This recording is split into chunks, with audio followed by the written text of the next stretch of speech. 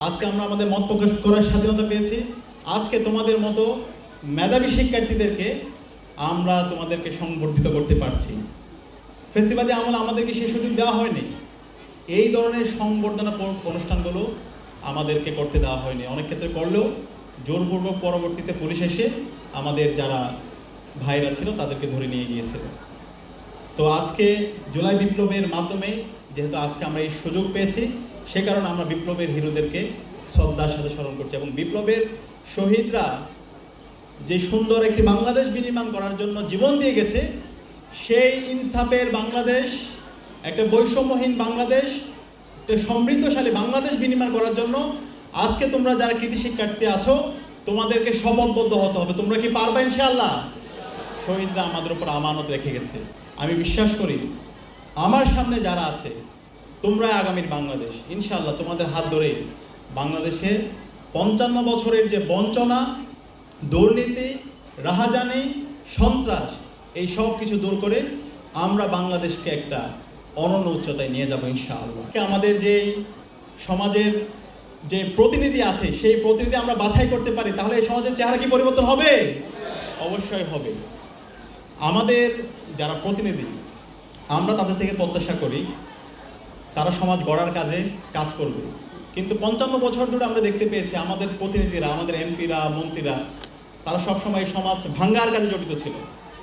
আমাদের মানুষের অধিকার হরণে তারা ব্যস্ত ছিল, শিক্ষার্থীদের অধিকার হরণে তারা ব্যস্ত ছিল, অসহায় নিপীড়িত মানুষের জন্য রাষ্ট্রীয় কোষাগার থেকে যে অর্থ আসে সেটা লোপাতে তারা ব্যস্ত ছিল।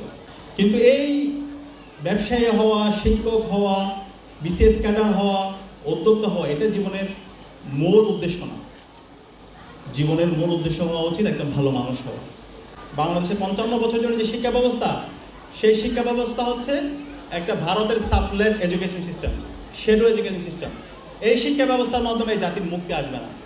এই শিক্ষা ব্যবস্থার মাধ্যমে শিক্ষিত হবে, বিশ্ববিদ্যালয়ের শিক্ষক হবে, সরকারি আমলা হবে, ব্যবসায়ী হবে, উদ্যোক্তা হবে, কিন্তু এর মাধ্যমে মানুষের মুক্তি আসবে না, সমাজের কোনো ধরনের কল্যাণ হবে না।